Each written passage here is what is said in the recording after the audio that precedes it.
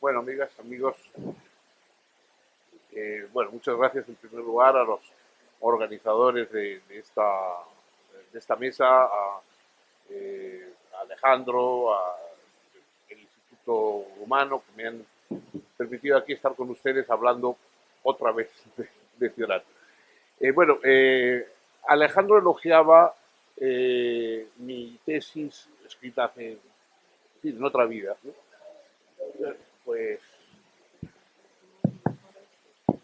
¿no se oye? Yo creo que sí. Sí. No, me lo voy a comer. No, digo que la tesis doctoral que yo escribí, bueno, en otra vida prácticamente, y que Alejandro elogiaba, tiene un gravísimo defecto. Un defecto en el sentido literal de la palabra defecto, es decir, una cosa que falta. Y es que yo no había leído ninguno de los libros de Ciudadano escritos en rumano, porque no se conseguían más que en rumano, y yo no leía rumano ni sabía que existían siquiera. Solo sabía que existía en las cumbres de la desesperación, porque en algún momento lo había visto mencionado. Entonces se había escrito muy poco sobre Cioran, no, Cioran no había despertado relativamente poca atención todavía, y, y bueno, yo precisamente por eso lo elegí como tema de mi tesis doctoral, porque calculé que como no había nada escrito sobre él, sería más fácil la bibliografía. O sea, es decir, que verdaderamente lo mejor que hay para hacer un estudio es ser el primero y así no tienes que leerte los de los demás, ¿no? Entonces, yo se lo dije a Cioran con toda franqueza y a él le pareció estupendo, claro. Pero no, le pregunté, le digo, bueno, pero yo sé que usted escribió algo, escribió un libro en rumano antes y tal. No, olvídese de eso, nada, no se preocupe usted de eso. Pues, yo que en aquella época, yo cualquiera, no hacía falta decirme mucho para que no trabajase, pues inmediatamente dije, pues nada, pues no me preocupo, ¿no? Bueno, luego han ido apareciendo las traducciones. Bueno, yo primero lo único que recuerdo con cierto, digamos, bueno, interés o simpatía, ¿no? de mi tesis sobre Cioran, es que es un libro totalmente no académico, o sea, no hay bibliografía, no hay citas, no hay más que de Cioran, y verdaderamente no hay ninguna pretensión académica. Es, en fin, lo escribí con una libertad de espíritu que no he vuelto a tener nunca, entonces, a partir de la ignorancia, ¿no? Eh, eh, Luego leí los libros que han ido apareciendo de los escritos en rumano y efectivamente, claro, no puedes tener una idea completa de Cioran sin conocer todos esos libros escritos en rumano, que fueron muy importantes, primero porque fueron muy importantes en su vida, en su juventud, en su formación, eh, en una época, digamos, en que él todavía estaba en buena medida huyendo de algo y buscándose a sí mismo, ¿no? Cuando llega, cuando llega a Francia, pues evidentemente hay un cambio. Sobre todo, el cambio fundamental para mí es la aparición del humor. Es decir, ese es el momento, ese es el cambio fundamental cuando pasa al francés. Eh, yo creo que no tanto porque, digamos, porque a él se hubiera vuelto más humorístico. Yo creo que Cerdán tuvo una especie de humor sarcástico, digamos, bueno, supongo toda su vida. No le conocí más que allá de cuando estaba allí en París, pero de todas maneras creo que lo debió tener toda su vida. Pero fue la propia lengua francesa la que le exige, de alguna manera, una cierta ironía, un distanciamiento, y entonces los textos que antes eran arrebatados, apasionados, trágicos, lúgubres de vez en cuando, dejan de serlo y entonces adquieren un tono más humorístico, un humor negro, por supuesto, pero bueno, un humor negro como el de Chamfort o como el de otros autores franceses, no una cosa verdaderamente única. Eh, los libros estos, digamos, los temas de los libros de Cioran son siempre el mismo, ¿no? Probablemente a él le gustaba o le interesaba el libro de Lágrimas de Santos porque es el libro en que más aparece el tema, no iba a decir de la religión, pero no, es de Dios. O sea, aparece el tema de Dios. Por eso es un libro que interesará mucho a los que les interese Dios, y como tema, como problema. Y a otros, en cambio, les resulta más lejano.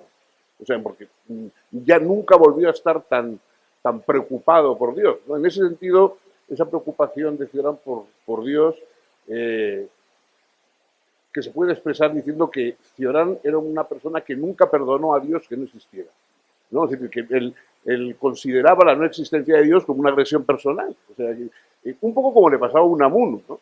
Unamuno tiene un par de versos en uno de sus sonetos en que exige a Dios que exista y dice, porque si tú existieras, existiría yo también de veras, ¿no? Es decir, esa es la idea de Cioran, que si Dios existiera, Él también existiría de verdad y tendría asegurada, naturalmente, una existencia más allá de la pura existencia de la vida terrenal que conocemos, ¿no?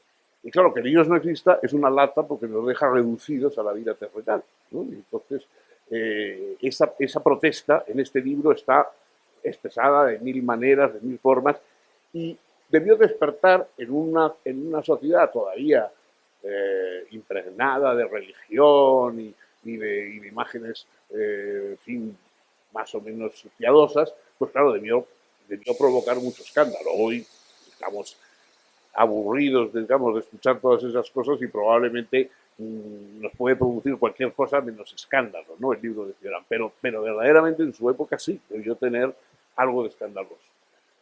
El tema de la reclamación a Dios por su existencia se complementa con algún otro tema que aparece en el libro de Extravíos y que es también lo que se podría expresar la denuncia de la idolatría de las soluciones, como dice Cioran. Es decir, todos vivimos buscando soluciones, ¿no?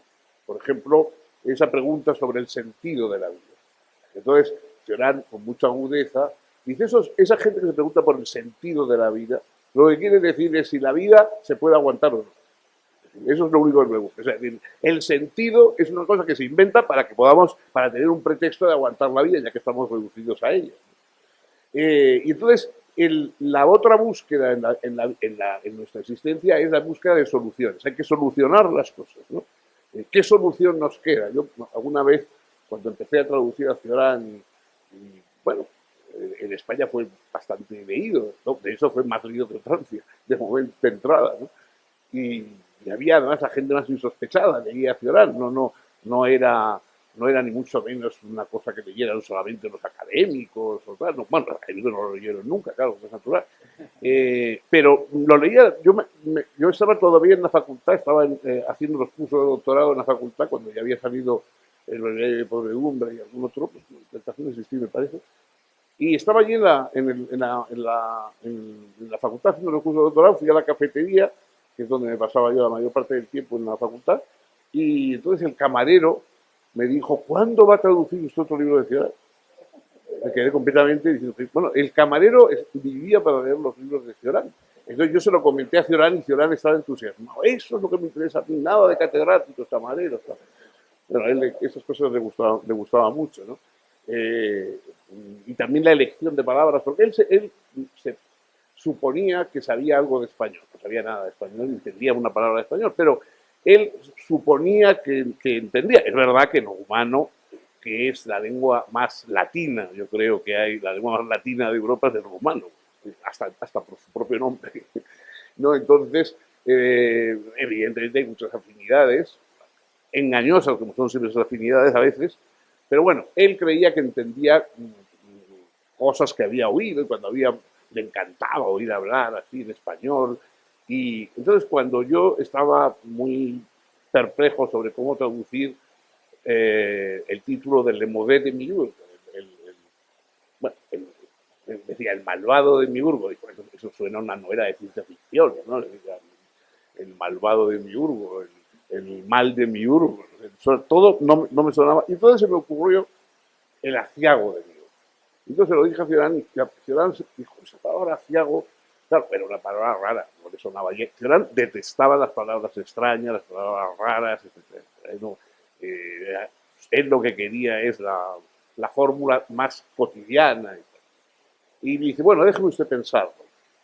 Entonces cuando volví unos días después, me dijo, sí, muy bien, puede usted poner aciago, porque le he preguntado a una criada española que vivía allí unos pisos más abajo de él, y le he preguntado, ¿qué es para ti aciago? Y ella dijo, bueno, se dice como tener un día aciago, y tal, cuando a uno le sale todo mal. Y dijo, entonces sí, entonces por aciago. Y puse aciago en la traducción. Bueno, ese aciago es el hecho de que todos estamos constantemente buscando soluciones para algo que no tiene ninguna solución. O sea, no hay solución, o sea, hay soluciones para los problemas que están dentro de la vida, pero no hay ninguna solución para la vida. Entonces eso es el gran equívoco, es que como podemos solucionar o buscamos solucionar cosas pequeñas, se ha estropeado la televisión, se ha atascado el retrete, no sé qué, entonces buscamos soluciones para esas cosas y creemos que entonces a la vida también se le puede buscar una solución. No, la vida no tiene solución. Y esa contradicción es, yo creo, lo que Cioran saca constantemente con mucha habilidad.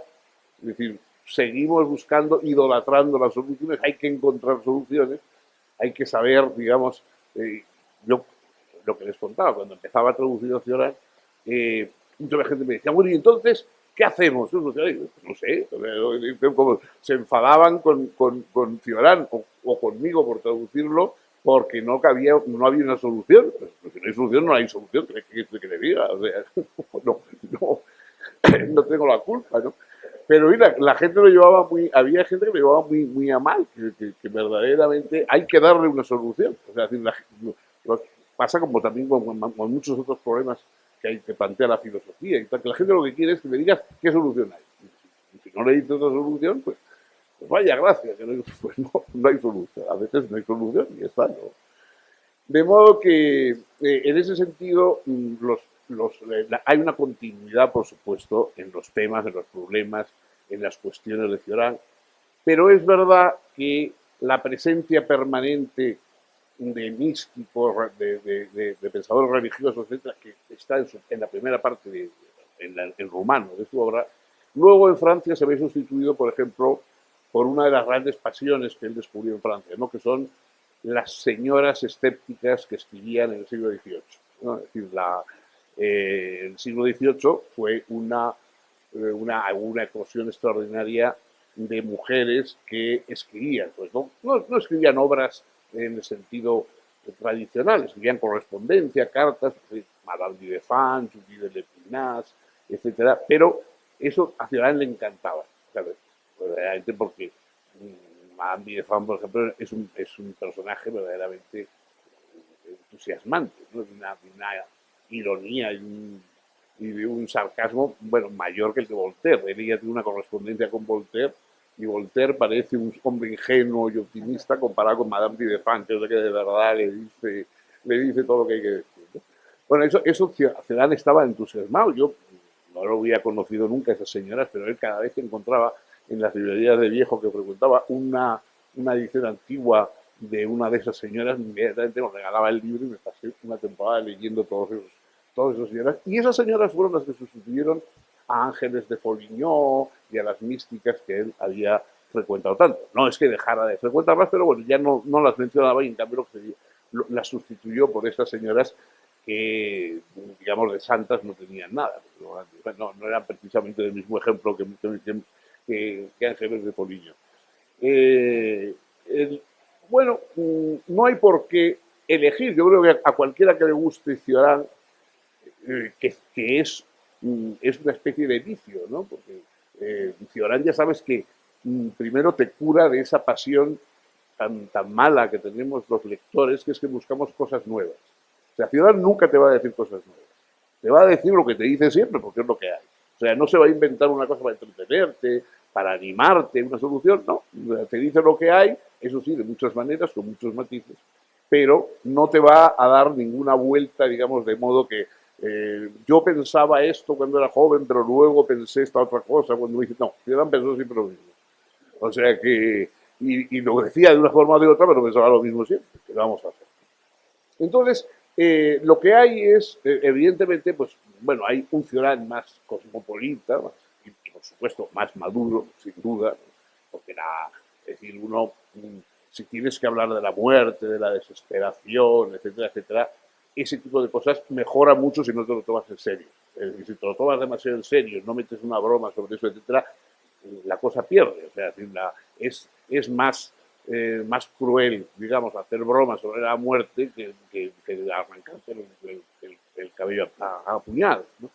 Entonces, lo que mejora en Cioran, en la segunda etapa de su vida, la etapa francesa, es que él introduce ese elemento humorístico más cosmopolita, más maduro, pero también, por otra parte, sería una pena no conocer toda la trayectoria de Cioran, no conocer lo que fue Cioran a lo largo de toda su obra y sobre todo en los años de formación decisivos, ¿no? En que él, por ejemplo, tenía una admiración enorme por Ortega y Gasset.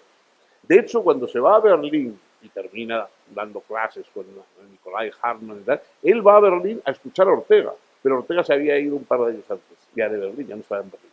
Entonces él lo que quería era escuchar a Ortega y de hecho, cuando la editorial Plon le encarga dirigir una pequeña colección de libros, cosa que él hace durante un tiempo, hace de editor de libros, el primer libro que edita es el extraordinario, por otra parte, ensayo sobre la caza de Ortega. Ese es el primer libro que edita, ¿no? Además, Ortega, él, el considerador, estaba muy orgulloso porque todos los libros que editaba en su colección eran un fracaso, ¿no? Es decir, editó el libro de Ortega, nada. Luego editó un libro precioso, por otra parte, que luego se vendió muchísimo. Además, cuando se puso de moda Nietzsche, era Nietzsche entre sus contemporáneos, ¿no? Una traducción muy bonita de Genevieve Bianchi.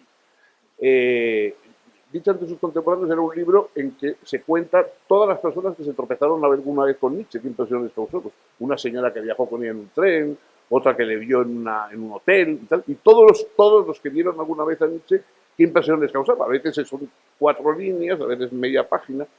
Y es un libro muy bonito. Tampoco se vendió nada. Todavía no había Nietzsche, no había llegado. Entonces, bueno, sacó 3 o 4 libros así. Creo que entre todos vendió como 200 ejemplares, una cosa así. Y entonces, naturalmente, la editorial Plon le echó, ¿no? Y entonces me contaba entusiasmado, decía, qué lástima. Dice, porque si me llega a dar un poco más de tiempo, hundo a Plon. Claro, con esa mentalidad no es fácil que el editor se entusiasmara con él. Bueno, yo creo que estos 2 libros efectivamente son una aportación y dan completan mucho la imagen de Cioran. Son también una puerta de entrada, porque después de todo son la juventud de un autor que luego podemos leer sus obras más maduras, pero bueno, tienen esa especie de fervor, esa especie de desafío, ese gusto por la provocación. Si se contextualiza un poco en su época, en Rumanía, en la Europa convulsa de aquellos años, etc., pues se contextualizan esas obras, se ve hasta qué punto eran las obras de un joven que buscaba provocar, que buscaba sublevar, ¿no? Como lo logró en buena medida. Yo creo que son una aportación muy interesante y que bueno, Cioran es un autor, quizás no es algo que haya que alimentarse solo de Cioran, pero es bueno tomar de vez en cuando unas cucharadas de Cioran. O sea, pues, a mí siempre me han servido como tónico. Hay gente que dice que le deprime, yo no, a mí lo que me deprime son los optimistas. O sea, que en cuanto hablo 5 minutos con un optimista, empiezo a pensar en suicidio y tal. Pero en cambio, Cioran no, Cioran me anima mucho, digamos, me parece muy tónico, ¿no? Me parece un autor tónico y es todo lo contrario de un autor exangüe, ¿no? Es decir, los verdaderos autores depresivos son exangües, son pálidos, pero no, Cioran es drogadura y bueno, y sobre todo con una personalidad muy especial. O sea, es verdad que hay muchos pesimistas, Leopardi, etcétera, que son autores, bueno, que también son muy interesantes y llegan a conclusiones muy parecidas a Cioran. Pero el carácter, la personalidad que tiene Cioran escribiendo, yo creo que es casi inconfundible, ¿no? Y por eso merece la pena leerle desde sus primeros libros hasta los últimos. Bueno, muchas gracias.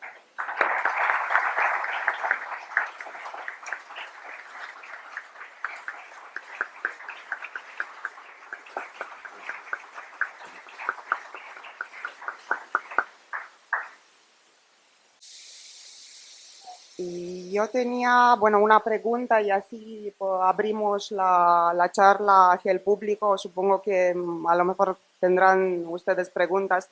para los invitados. Yo quería preguntarle a Fernando Savater, y así un poco para acercarnos a nuestros tiempos. Si podemos, bueno, yo tengo una respuesta, pero quiero... sí, sí, un poco.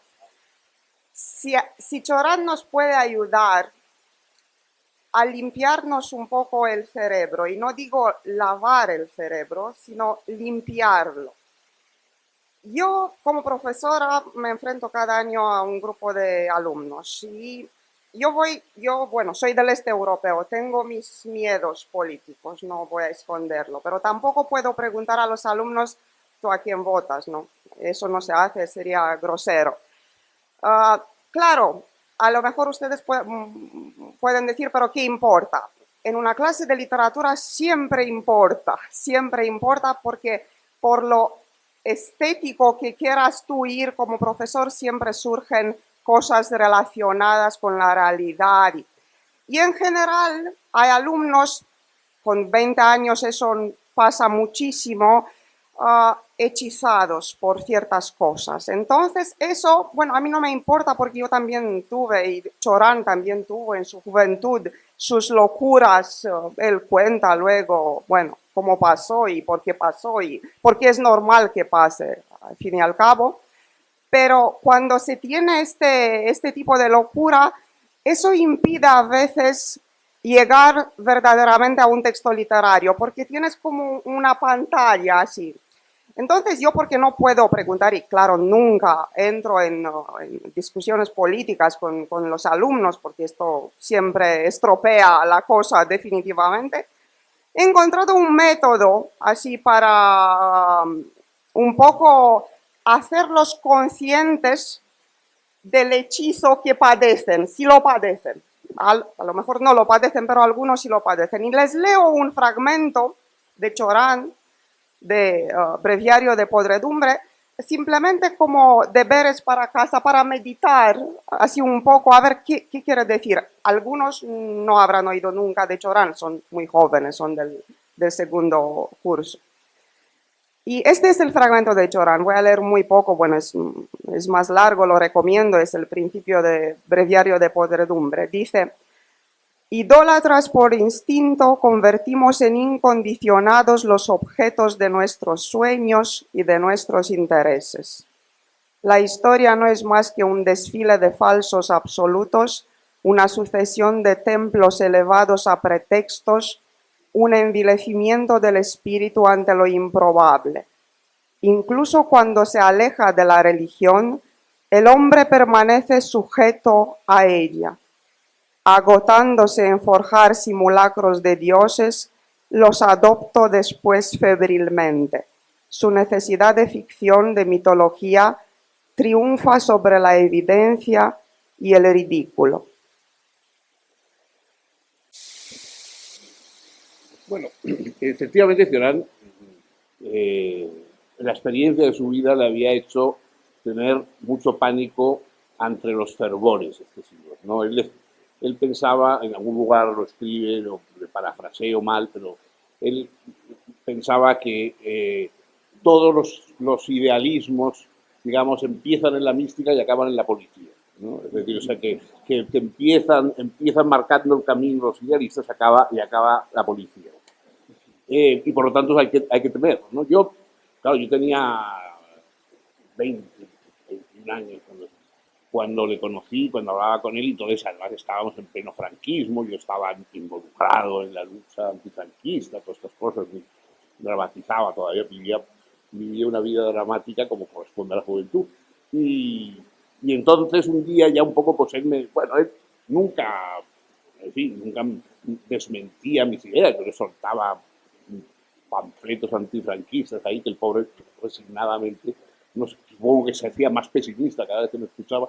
Entonces yo le hacía mis discursos y él de vez en cuando lanzaba alguna observación humorística o tal, o no. Y ya un día, ya un poco desesperado, le dije, bueno, pero es que hay que creer en algo. Entonces me dijo, si hubiera usted creído en las cosas que he creído yo, no me diría eso. Es decir, él guardaba la idea de que, claro, de que el afán de creer te puede llevar a creer cosas que más vale no creer nada, ¿no? Evidentemente. Y bueno, por supuesto, no tenía, él era un hombre conservador, como todos los verdaderos pesimistas. O sea, es curioso que aquí en España durante un tiempo le tomaban por una especie de anarquista, un personaje revolucionario. Vamos, era la persona más conservadora del mundo, vamos, a todos los niveles y todos los planos. Sobre todo por eso, porque claro, un pesimista lo que quiere es agarrarse al suelo, ¿no? Son los optimistas los que corren, saltan, se tiran desde los parapentes y todo esto. Entonces, en una época, en un momento determinado, yo vivía ahí en París las elecciones francesas que enfrentaban, no sé si por primera o por segunda vez, ya no me acuerdo, a Giscard d'Estaing y a Mitterrand, ¿no? Y entonces una serie de jóvenes españoles que estábamos allí y vivíamos conspirando contra el franquismo desde París, que era muy agradable, empezamos a apoyar a Mitterrand y distribuíamos propaganda a favor de Mitterrand. Por ejemplo, Mitterrand tenía, la amante de Mitterrand vivía muy cerca de Cioran, ¿no? Yo me cruzaba con él, el hombre iba a sus cosas y yo a las mías, muchas veces allí al lado porque tenía la casa muy cerca. Incluso, claro, Mitterrand, el hombre iba a eso, supongo que, bueno, que allí en Francia tampoco había especial, es decir, no había estas cosas puritanas, pero bueno, siempre el hombre iba a esas cosas con un poco de el temor de una persona pública que va a hacer algo que, bueno, que puede dar pie a comentarios, a tal. Entonces un día me contaba Cioran que, bueno, Cioran iba, en invierno sobre todo, iba vestido así con una especie de pelliza y un gorro ruso, de los que llevan los rusos, y él tenía unos rasgos muy eslavos, ¿no? Engañosamente eslavos. Entonces, Mitterrand salió de la casa de esta señorita y pum, se encontró con Cioran con el gorro y tal, y aspecto de espía ruso ahí en una esquina, y entonces parece que el hombre se quedó muy sobresaltado. Con lo cual, Cioran ya aprovechaba para ir todos los días a la hora que estaba Mitterrand por allí, con lo cual le debió introducir una zozobra verdaderamente espantosa al pobre Mitterrand. Bueno, entonces yo le conté que estábamos haciendo propaganda y que íbamos repartíamos panfletos a favor de tal y papeletas a favor de Mitterrand y no sé qué. Y él me dijo, muy bien, muy bien. Yo también, yo quiero que ganen las elecciones Mitterrand. Bueno, yo me sentí muy contento. Y me dijo, bueno, y quiero que una vez que ya ganen las elecciones y que tome el poder, que introduzca muchos ministros comunistas, porque se hablaba de una posible alianza entre con Marché, con el comunismo. Yo ya eso me pareció un poco, hombre, y dije, hombre, ¿usted cree que eso sería mejor? No, pero es que quiero ver a los franceses, ¡malheureux! Porque él estaba indignado con los franceses porque se pasaban la vida quejándose y viviendo en el paraíso. O sea que, claro, Cioran era una persona que llegó al paraíso, él estaba convencido de que París era lo más parecido al paraíso que había sobre la tierra, pero veía que todos los franceses se pasaban la vida quejándose como si estuvieran viviendo en los más atroces tormentos del infierno. Una cosa que pasa por aquí como lo hacemos nosotros. Es decir, hay gente convencida de que vive viviendo aquí. Y basta haber viajado un poco para darte cuenta de hasta qué punto estás lejos del infierno, pero hay gente que lo que le gusta es tener las comodidades del paraíso y la conciencia que se vive en el infierno. Eso es una cosa. Y entonces eso es una cosa que desesperaba a Ciudadano y que le indignaba por encima de todas las cosas. Y él y Simón, que era maravillosa, Simón era una maravilla de mujer, tenían siempre unos diálogos irónicos en que ella le llevaba la contraria, él siempre estaba metiéndose con los franceses y ella defendiendo irónicamente a los franceses, ¿no? Pero esa vez él quería en política meter, digamos, que los franceses fueran malheureux, por lo menos por la vía política. Pero en fin, sí, es verdad que digamos, no es precisamente si uno está frente a un cambio político, unas elecciones, etcétera, puede que la acción sea pues como tomar un Valium o algo por el estilo, no como tomar bromuro, algo que te calme las.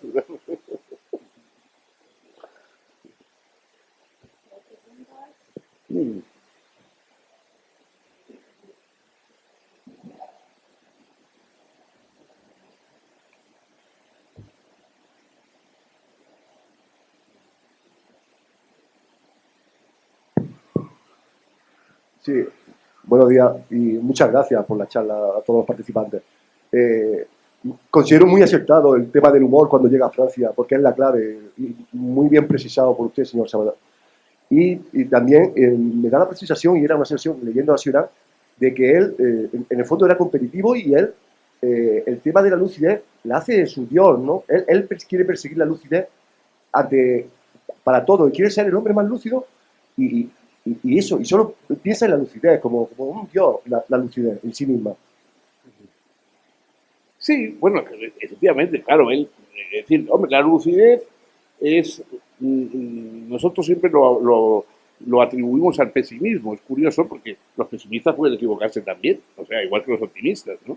Entonces, pero cuando se dice de alguien que es muy lúcido es porque es pesimista. Nunca se dice de un optimista que sea muy lúcido, ¿no? Entonces, bueno, eso ya indica un partiprí, ¿no? Y Ciudad es verdad que él buscaba la lucidez, buscaba el desengaño, pero claro, también por otra parte tenía la suficiente autoironía como para darse cuenta de que la búsqueda siempre del desengaño puede ser también engañosa, puede darnos una satisfacción engañosa. Entonces, yo creo que él por eso nunca llegó, digamos, a satisfacerse del todo, o sea, porque podía haber dicho, bueno, ya está, ya, ahora he alcanzado, veo todo claro. No, él seguía manteniendo siempre es lo que le daba ese espíritu juvenil, ¿no? El que siempre mantenía la misma duda sobre la duda. O sea, también de la duda se puede dudar.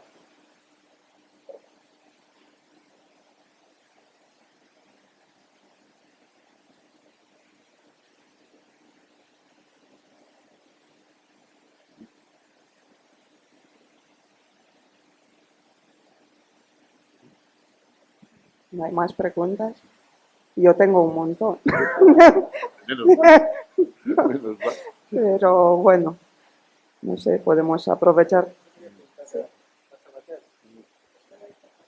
Yo quería preguntarle, Sabater, cómo era la traducción o cómo era hacer la traducción con Cioran. Si luego revisaba la traducción.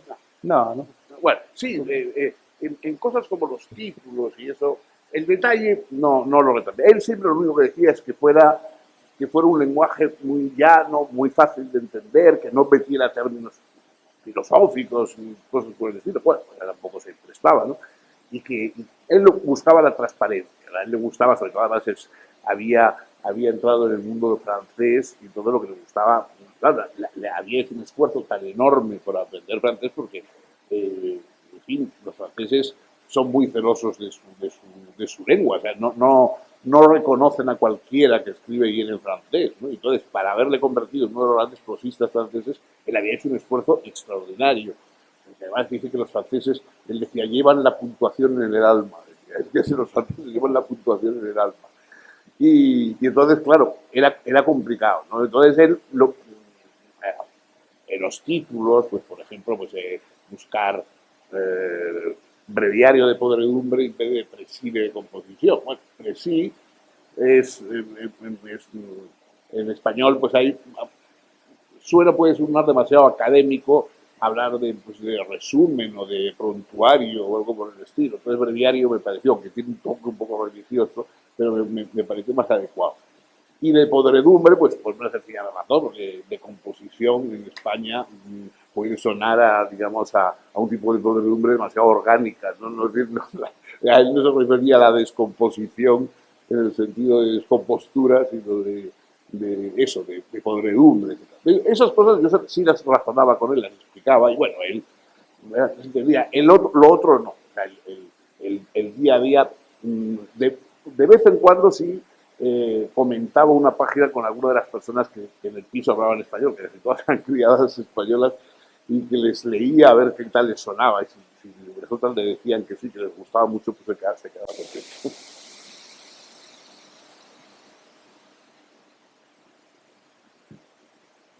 Lo he hecho. ¿Y conectaste bien?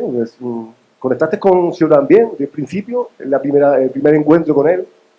Bueno, yo el primero fue por correspondencia, porque yo durante un cierto periodo de tiempo me habían retirado el pasaporte, porque yo estaba en la cárcel y tal, me habían quitado el pasaporte y no podía salir de España. Entonces contacté con él correspondencia. De hecho, yo no había todavía escrito ningún libro. Entonces le ofrecí, como me habían echado de la facultad y necesitaba ganarme la vida de alguna manera, le ofrecí hacer una antología de textos suyos, ¿no? Un poco lo que luego fue de la diosa de la filosofía. O sea, seleccionar textos de diversas obras suyas, porque claro, a mí me parecía que como, bueno, se prestaba a la antología porque realmente pues él tenía unos temas muy circulares y tal. Pero él entonces me dijo que Gallimard no quería que se tradujeran las obras troceadas, no, me lo dijo todo eso por carta. Y ya empezamos a tener una correspondencia. Yo le contaba mis cosas y él pues me contestaba con mucha ironía, mucha amabilidad. Y en cuanto pude ir, pues fui. Y a partir de ese momento, pues ya nunca, vamos, lo primero que hacía cuando llegaba a París era dejaba la bolsa en el hotel y inmediatamente me iba a la Río de Odeón a ver la ciudad. Y él era una persona, claro, quizá porque leyendo sus libros alguien puede pensar que una persona triste, sombría, era absolutamente todo lo contrario. Era un tipo divertido, yo me reía con Ceolán como me he reído con pocas personas, ¿no? Porque él tenía mucho sentido del humor, mucho sentido del ridículo de las situaciones, sobre todo nunca hablaba de cultura, jamás me ha dicho, he leído este libro, nada, nunca, jamás. Incluso, además se molestaba un poco cuando yo ingenuamente le preguntaba, ¿está usted escribiendo algo? Esas cosas que me preguntan uno. Y él esas cosas dice, a mí no me gusta que me hagan preguntas que la gente no haría a Buda. Porque es verdad, claro, nadie se acerca a Buda, señor Buda, ¿qué está usted escribiendo algo? Pues él decía que a él no le gustaba que le preguntaran cosas que nadie preguntaría a Buda, ¿no? Y era muy simpático, muy gracioso, tenía un humor especial, ¿no? Por supuesto contaba muchas anécdotas Es curioso que nunca le oí hablar mal de nadie.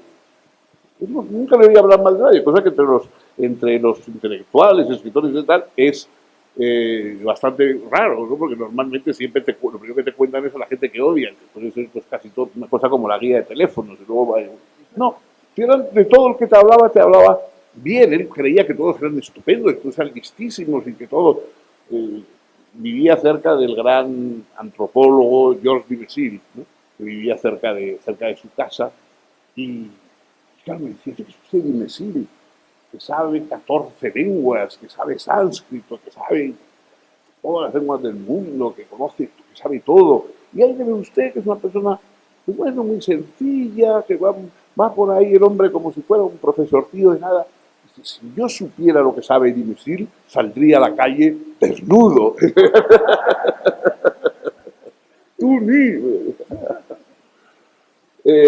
Bueno, y ya te digo, era una relación y luego sobre todo formamos una pareja maravillosa con Simón, que era un ser... Yo Simón, digamos, le pongo por encima de Cioran, incluso. A mí me parece que Simón era un ser absolutamente maravilloso. Y el grave defecto para mi juicio que tiene los Cayer es que nunca aparece Simón. O sea, en las cosas en que estaban los dos juntos, que yo lo sé, porque muchas de ellas las viví con ellos dos, él nunca menciona a Simón. Nunca. A pesar de que ella transcribió todo, le hacía todas las traducciones, las versiones que escribía a mano y ella era la que lo pasaba a máquina. Todas las obras de que no fueron mecanografiadas por Simón. Y sin embargo tú lees los Cayer y no aparece Simón, que vamos, no es que fuera importante la vida de Cioran, es que Cioran no se movía 3 pasos y Cioran iba detrás, empezando porque Simón le mantenía económicamente, o sea que yo, eso, a mí sinceramente me molestó. Cuando lo oí los Cayer me molestó que sabiendo lo que había sido Simón para él, etcétera, etcétera, no apareciese.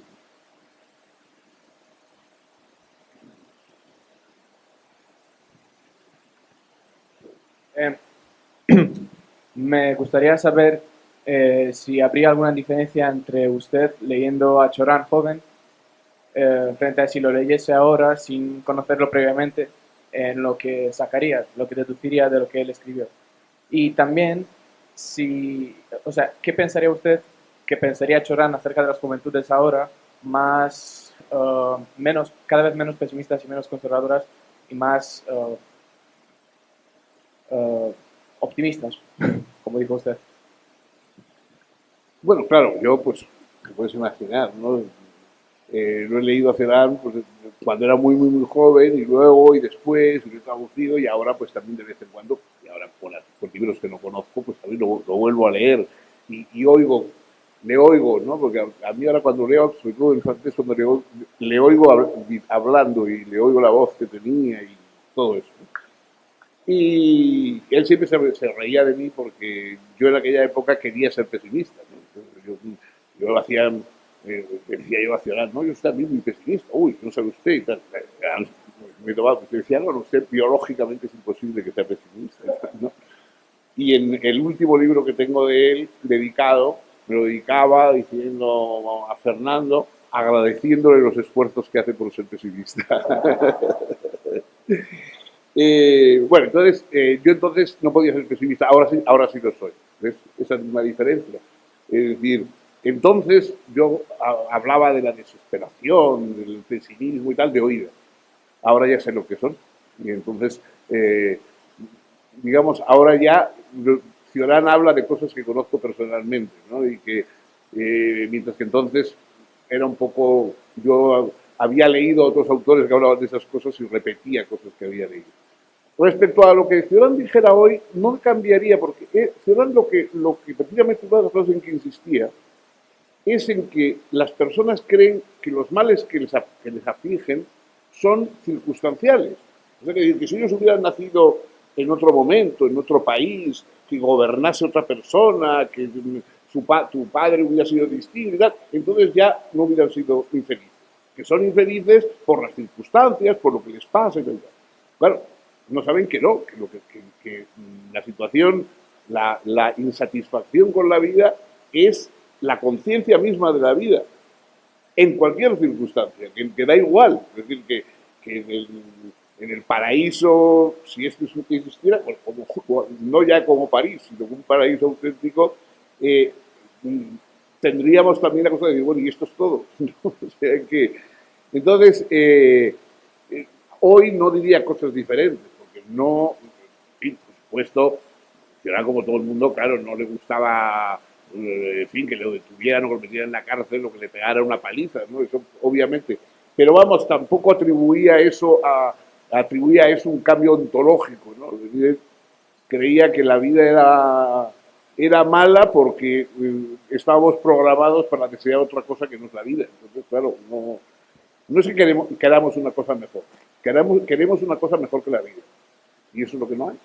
Entonces, eso pasa ahora, y pasa luego, y pasa antes, y pasa después. Entonces, yo no creo que, vamos, no voy a decirte que yo sepa lo que iba a pasar llorando, porque no lo sé, pero no creo que pensara cosas muy distintas.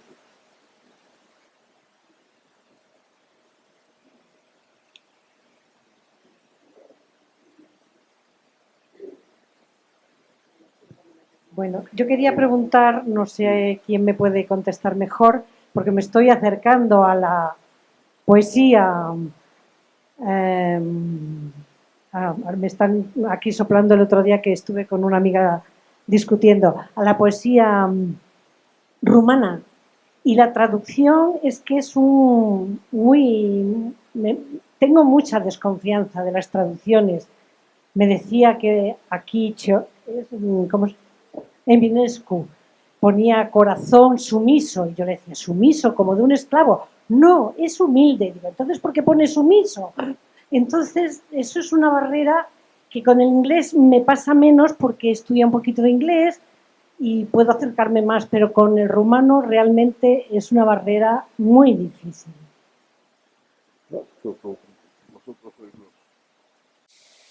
Bueno, si hay poca confianza en general en los traductores, entonces hay que aprender rumano.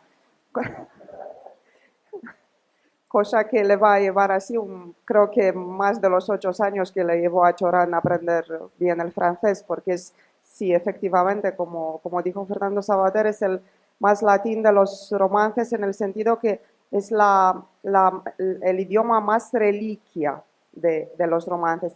Y claro, en ese sentido está muy cerca del latín, pero al mismo tiempo menos desarrollado en muchos sentidos, bueno, comparado con el español o con el francés sobre todo.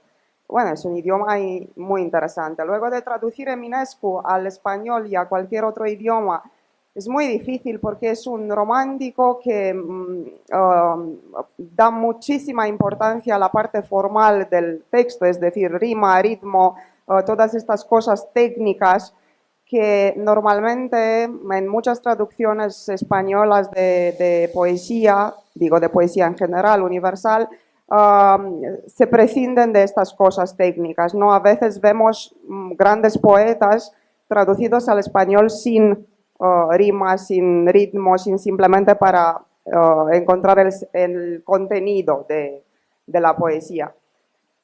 Pasa más o menos lo mismo con Eminescu. Eminescu, que es el poeta nacional de Rumanía, tiene básicamente 3 traducciones en español, una en cátedra, que es de este tipo, es una traducción filológica en el sentido de que el contenido filosófico de la poesía de Eminescu está ahí entero, pero la parte formal menos, no suena, no tiene la musicalidad de la poesía de Eminescu. Y luego 2 más, una de Rafael Alberti, que aparte de que era comunista no sabía nada de rumano, entonces para mí es un misterio. Sí. Es un misterio cómo hizo la traducción de Eminescu. En fin, dicen que estaba invitado por el Estado comunista rumano y entonces alguien le hizo la traducción y él simplemente la firmó. No conozco los detalles, pero la traducción se aleja mucho de Eminescu. Y luego tenemos una publicada de nuevo por el Estado rumano en los años 70, traducida por un rumano, que efectivamente sabía muy bien español el hombre, pero yo he hecho el ejercicio de leer a mis alumnos esta traducción que tiene rima y ritmo y todo, y no entienden absolutamente nada. Así que este es el Eminescu que tenemos en español, estas 3 versiones. Yo recomiendo la de cátedra, que aunque no tenga la parte musical, tenemos al Eminescu filósofo, poeta filosófico, que bueno, creo que a Cioran le gustaban, bueno, a muchos de los intelectuales de los años 20, 30 de Rumanía, Eminescu le gustaba muchísimo. Bueno.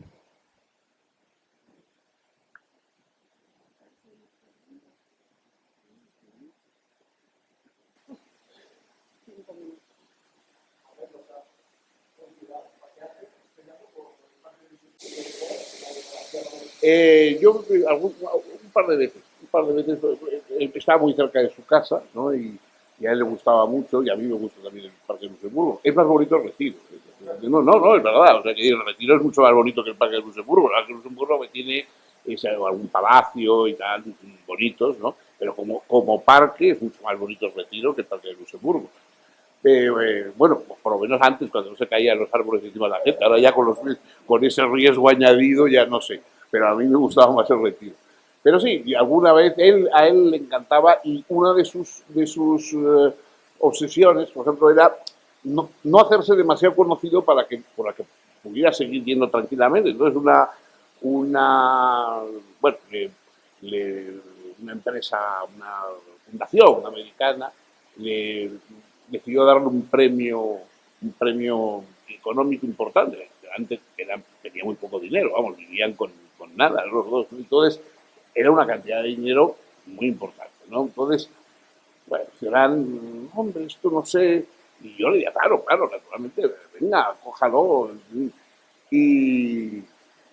Pero le dijeron que tenía que cogerlo en un acto filmado en la televisión. Él salió en la televisión.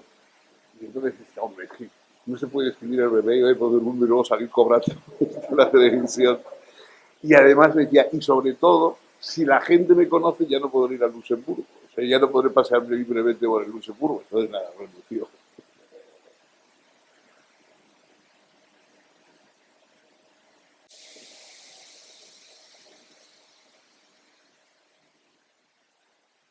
Si no hay más preguntas, creo que tenemos que cerrar este bonito encuentro, que bueno, a mí me gustaría así alargarlo cuanto más.